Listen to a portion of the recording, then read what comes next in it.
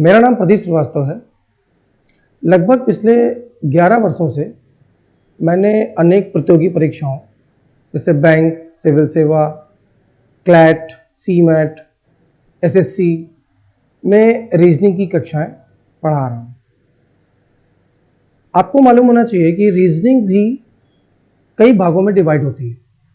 Reasoning के भी बहुत सारे पार्ट होते हैं, जैसे verbal reasoning, non verbal reasoning, logical reasoning, mathematical reasoning, analytical reasoning.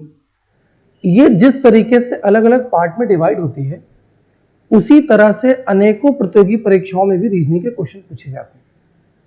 जैसे अगर हम बात करें सिविल सेवा परीक्षा की, तो सिविल सेवा परीक्षा का प्रारंभिक पेपर में जो सेकंड पार्ट है आपका सी सेट में रीजनिंग के 3 सेक्शन देखने को मिलते हैं। पहला लॉजिकल रीजनिंग, दूसरा मैथमेटिकल रीजनिंग और तीसरा वर्बल रीजनिंग। यह देखा गया है कि जब से सिविल सेवा परीक्षा में सी सेट के पेपर को क्वालिफाइंग नेचर का बनाया गया, बहुत सारे स्टूडेंट जो फर्स्ट पेपर में बहुत अच्छी मेहनत करते हैं, लेकिन वो सेकंड पेपर में उसका सेकंड पार्ट सी सेट में उतनी मेहनत नहीं करते हैं। उनको लगता है कि क्वालिफाइंग नेचर का है, हम इसे क्वालिफाई कर जाएंगे, लेकिन रिजल्ट ये बताता है कि सी सेट में वो क्वालिफाई नहीं कर पाते हैं, जिसकी वजह से उनका फर्स्ट पार्ट अच्छा नहीं जाता है। यदि सेकंड सेक्शन को भी हम बहुत अच्छे से तैयार करें तो कहीं ना कहीं निश्चित रूप से सफलता हमारे पास होती है। सिविल सेवा परीक्षा में सी सेट की एक अहम भूमिका है, जिसको इग्नोर नहीं किया जा सकता है। सी सेट के अंतर्गत तर्क शक्ति में पूछे जाने वाले अध्याय कौन कौन से हैं, उसके कितने प्रश्न पूछे जाते हैं। यहां पर देखा जाए तो सिविल सेवा परीक्षा में कुल 30 प्रश्न दिए जाते हैं, जैसा कि यहां देख रहे हैं आप। प्रत्येक प्रश्न 2.5 अंक का होता है और ये क्वालिफाइंग नेचर का होता है। ये भी मालूम होना चाहिए कि जिसमें न्यूनतम अंक 33% होता है, समय निर्धारित 2 घंटे होते हैं। सी सेट के अंतर्गत जो अध्याय पूछे जाते हैं उसमें अक्सर देखा जाता है कि रैंकिंग, जैसे हिंदी में लिखा है क्रम व्यवस्था, रैंकिंग के हर साल 2 से 3 प्रकार के प्रश्न पूछे जाते हैं। रैंकिंग टोटल ट्रिक पर आधारित होती है। मेरा यह मानना है रीजनिंग के अंतर्गत जितने भी टॉपिक बैंक में, एसएससी में, रेलवे में, सी सेट में, क्लैट में पूछे जाते हैं, ये ट्रिक पर आधारित होते हैं। उसी हिसाब से इनका समय निर्धारित किया जाता है। तो अगर इनकी ट्रिक या मेथड, शॉर्टकट से करने का तरीका अगर हमें मालूम है तो हम क्वेश्चन को कम समय में सही कर सकते हैं। सेकंड टॉपिक है कोडिंग डिकोडिंग। जैसा कि नाम आपको मालूम है, जानते भी हैं आप कोडिंग डिकोडिंग क्या है, एक लॉजिकल वे में किसी वर्ड को चेंज करना। दरअसल कोडिंग और डिकोडिंग के 9 भाग हैं। अगर उन 9 भाग में तैयारी की जाए तो बारीक चीजों को देखना इंपॉर्टेंट है। अगर हम उन बारीकियों पर ध्यान दें तो कोडिंग डिकोडिंग के पूछे जाने वाले प्रश्नों को आसानी से सही किया जा सकता है। नेक्स्ट टॉपिक हमारे पास आता है श्रृंखला। श्रृंखला का मतलब होता है, ये 2 तरीके की होती है। एक होती है लेटर पर, एक होती है नंबरों पर। इसमें भी बहुत तरह के क्वेश्चन बनते हैं। नेक्स्ट क्या होगा, मिसिंग क्या है, रॉन्ग क्या है, तो उसके भी कुछ मेथड्स हैं जिसके मेथड से, इसके हेल्प से हम लोग उसको सॉल्व कर सकते हैं। इसके बाद नेक्स्ट टॉपिक हमारे पास आता है दिशा संबंधी प्रश्न, डायरेक्शन। दिशा संबंधी प्रश्नों के लिए एक मेथड होता है, फॉर्मूला होता है, ट्रिक्स होती हैं। हालांकि ये सामान्य टॉपिक कहलाते हैं, जिनका बेसिक अगर आपको मालूम है तो बेसिक की मदद से आप इनके प्रश्नों को आसानी से हल कर सकते हैं। इसके बाद एक टॉपिक आ रहा है रक्त संबंधी प्रश्न। जैसा कि अनेकों कॉम्पिटिशन देखने को मिलता है, रक्त संबंधी प्रश्नों के क्वेश्चन बहुत अच्छे तब कहलाते हैं जब वो पजल की तरह आते हैं, एक परिवार के लोगों पर आधारित होते हैं। हाँ, ये इंपॉर्टेंट है कि रक्त संबंधी प्रश्नों में जेंडर का बड़ा रोल होता है। मेल के लिए प्लस, फीमेल के लिए माइनस का इस्तेमाल किया जाता है, जैसा कि हम लोग आगे देखेंगे। इसके बाद एक नेक्स्ट टॉपिक हमारे पास आ रहा है कैलेंडर। कैलेंडर भी हमारे लिए इंपॉर्टेंट है, लेकिन सिविल सेवा परीक्षा में इसके कभी कभी 1 से 2 प्रश्न देखने को मिलते हैं। इसके बाद एक टॉपिक आ रहा है घनगणना प्रतापासा। ये भी इंपॉर्टेंट है, कभी कभी इसके प्रश्न आते हैं। घनाप के क्वेश्चन बहुत अच्छे आते हैं, जो देखने को मिलते हैं, करने को मिलते हैं।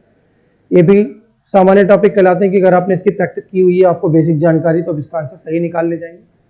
इसके बाद जो हमारे पास अगला टॉपिक आ रहा है ये बहुत इंपॉर्टेंट है। पिछले कुछ वर्षों में अनेकों कॉम्पिटिशन्स में पढ़ाते हुए ये महसूस हुआ कि सिटिंग अरेंजमेंट, बैठकीकरण व्यवस्था एक ऐसा टॉपिक है जो निरंतर लगातार पेपरों में आ रहा है और अपने स्टैंडर्ड में बदलाव कर रहा है। ये एक पहेली होती है जिसमें बैठने के आधार पर प्रश्नों को बनाया जाता है, जानकारी दी जाती है, जानकारी के आधार पर प्रश्नों को निकाला जाता है। हाँ, ये जरूर कहा जाएगा कि सिटिंग अरेंजमेंट ट्रिकी होते हैं।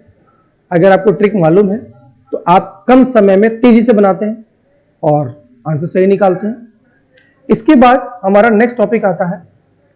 दरअसल जो नेक्स्ट टॉपिक है इसके लिए स्टूडेंट के मन में भूमिका बनी हुई है। स्टूडेंट ये मानता है कि सिलॉग, अलग अलग नाम से इसको बुलाते हैं, सिलॉग, सिलोलिज्म, न्याय संगतता, न्याय निगमन, ये एक ऐसा टॉपिक है जिसको लेकर धारणा यह है कि ये बहुत डिफिकल्ट होता है। दरअसल अगर आप इसको कॉन्सेप्ट के साथ, रूल्स के साथ स्टेप बाय स्टेप प्रैक्टिस कर लें तो ये सबसे इजी टॉपिक होता है और ये किसी भी कंपटीशन में पूछा जाने वाला टॉपिक है। कहीं इसके 5 प्रश्न, कहीं इसके 2 प्रश्न, कहीं इसके 3 प्रश्न, सिविल सेवा परीक्षा में इसके 2 से 3 प्रश्न पूछे जाते हैं। अगर आपको रूल्स कॉन्सेप्ट अच्छे से मालूम है तो ये कभी ना गलत होने वाला प्रश्न होता है, कम समय में आसानी से सही किया जा सकता है। इसके बाद हमारा नेक्स्ट टॉपिक आता है न्याय संगतता के बाद पहेली। दरअसल पहेली पूरी रीजनिंग की जान है। अगर हम पहेली छोड़ दें, पहेली को अलग कर दें तो रीजनिंग का मायने खत्म हो जाता है। रीजनिंग में पहेली एक बड़ी भूमिका में है। पहेली के भी बहुत सारे पार्ट हैं, बहुत तरीके की पजल्स होती हैं, common base puzzle, simple daily puzzle, conditional puzzle, surprise puzzle, comparison puzzle, बहुत सारी पजल आती है, ऑर्डर रैंकिंग पजल। पजल में यूपीएससी में यह देखा जाता है कि पिछले कुछ वर्षों में जो पेपर आ रहे हैं उसमें 2 तरीके की पजल ज्यादा दिखती है। एक जो रिलेट करती है ब्लड रिलेशन से, फैमिली फॉर्मेट में, और एक पजल होती है कंडीशनल पजल। कंडीशनल पजल की एक पहचान होती है, जब आप पढ़ेंगे उसको, आगे वीडियो में देखेंगे सारी क्लासेस, तो बहुत बारीक बारीक चीजें देखने को मिलेंगी जो जनरली लोग नहीं जानते हैं, इग्नोर करते हैं। कंडीशनल पजल के पूछे हुए क्वेश्चन की शुरुआत यदि से होती है। किसी भी पजल में जो प्रश्न पूछे जा रहे हैं, 2 से 3 या 5, अगर उनकी शुरुआत यदि से की जाए तो वो कंडीशनल पजल होती है। कंडीशनल पजल 2 तरह की होती है। एक होती है बेस्ड ऑन ऑप्शन, विकल्पों के आधार पर। इन प्रश्नों में कुछ नहीं होता है, ऑप्शन से कंडीशंस को टैली कराया जाता है। और एक होती है बेस्ड ऑन क्वेश्चन, ये अच्छी होती है, डिफिकल्ट होती है। हर बार इसमें क्वेश्चन के अकॉर्डिंग हमें करना पड़ता है, पजल को चेंज करना पड़ता है। तो हम लोग आगे इसको पढ़ेंगे, देखेंगे कि यूपीसी सेट में किस तरह की पजल्स आती हैं। ऑर्डर रैंकिंग पजल भी इसमें आती है। कभी कभी प्रीवियस ईयर में आपको कॉमन बेस पजल दिख जाएगी, कॉमन बेस पजल की पहचान होती है। तो सभी पजल की पहचान है। फायदा ये होता है कि अगर हम पजल को पढ़ते ही पहचान लें कि हाँ ये इस कैटेगरी की पजल है, तो उसी फंडे को अप्लाई करके हम पजल को तेजी से निकाल सकते हैं, ये फायदा मिलता है। इसके बाद नेक्स्ट टॉपिक हमारे पास आता है आंकड़ों की पर्याप्तता।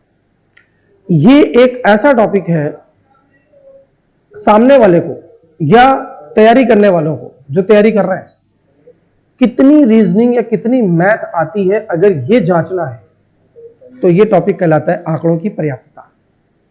आंकड़ों की पर्याप्तता जितने भी टॉपिक वर्बल के आते हैं उन सभी का मिक्सअप है। आंकड़ों की पर्याप्तता एक ऐसा टॉपिक या एक ऐसा क्वेश्चन होता है जिसमें मे को अगर से पढ़ लिया जाए तो आंसर बदल जाता है, से को के पढ़ लिया जाए तो आंसर बदल जाता है। जैसे एक छोटा सा एग्जांपल है, मोहन से 2 फ्लोर नीचे, मोहन के 2 फ्लोर नीचे, दोनों में अंतर होगा। सोमवार से तीसरे दिन, सोमवार के बाद तीसरे दिन, दोनों में अंतर हो जाएगा। तो शब्दों का खेल होता है। आंकड़ों की पर्याप्तता में एक और अच्छी चीज है, इस टॉपिक के अंतर्गत अक्सर ऐसे क्वेश्चन भी देखने को मिलते हैं जो जनरल मेंटल मैथ पर होते हैं। उसमें मैथ दिखाई पड़ेगी आपको, और वो क्वेश्चन मैथ में भी आ सकते हैं, रीजनिंग में भी आ सकते हैं। तो डाटा सफिशिएंसी, आंकड़ों की पर्याप्तता एक बहुत इंपॉर्टेंट टॉपिक है। इसके बाद नेक्स्ट टॉपिक हमारे पास आता है गणितीय टेस्ट, मैथमेटिकल रीजनिंग। ये आईक्यू टेस्ट करने के लिए बहुत बेहतरीन क्वेश्चन कहलाते हैं। आपका आईक्यू लेवल कितनी फ्रीक्वेंसी पे काम कर रहा है वो इस क्वेश्चन से जज होता है। अगर हम क्वेश्चन की प्रैक्टिस करते चले और समझते चले तो ये बहुत अच्छा टॉपिक है और सी सेट के लिए तो बहुत ज्यादा इंपॉर्टेंट है। नेक्स्ट और लास्ट, नॉन वर्बल रीजनिंग, आभासिक तर्क शक्ति। नाम से ही मालूम हो रहा है कि इस प्रकार के पूछे हुए प्रश्नों में सारे क्वेश्चंस ग्राफ या चित्रों पर डिपेंड करते हैं। अब इसकी भी वैरायटी तमाम तरह की होती है, जैसे series, analogy, classification, identical figure, embedded figure, complete the pattern, ये सब इसके पार्ट है। हाँ, इसमें भी कहीं ना कहीं अप्रोच होता है, ट्रिक्स होती हैं। अगर हम सी सेट में इन टॉपिक्स में ट्रिकी वे में शॉर्टकट अप्लाई करके करना स्टार्ट करते हैं तो ये समय कम लेते हैं, क्वेश्चन सही निकलते हैं। मेंटल मैथ का भी इसमें रोल है। अगर हम प्रैक्टिस करते चलें, मैथमेटिकल रीजनिंग में आपका ये सेक्शन देख ही रहे हैं आप, तो कहीं ना कहीं स्कोरिंग होता है और जब आप इसको सही करना शुरू करते हैं तो ये क्वालिफाइंग बनता है। और अगर आप सी सेट में क्वालिफाइंग करते हैं तो निश्चित रूप से पहला जो पार्ट है आपका, जिसमें आपने बहुत मेहनत की है, वो इसके साथ जुड़ जाता है और आपको क्वालिफाई कराता है। तो नेक्स्ट क्लासेस में, नेक्स्ट वीडियोस में हम लोग सारे टॉपिक को स्टार्ट करेंगे। जितनी भी ट्रिक्स आती हैं उसको आप नोट करेंगे, शॉर्टकट सीखेंगे, उसकी प्रैक्टिस करेंगे। बहुत बहुत धन्यवाद।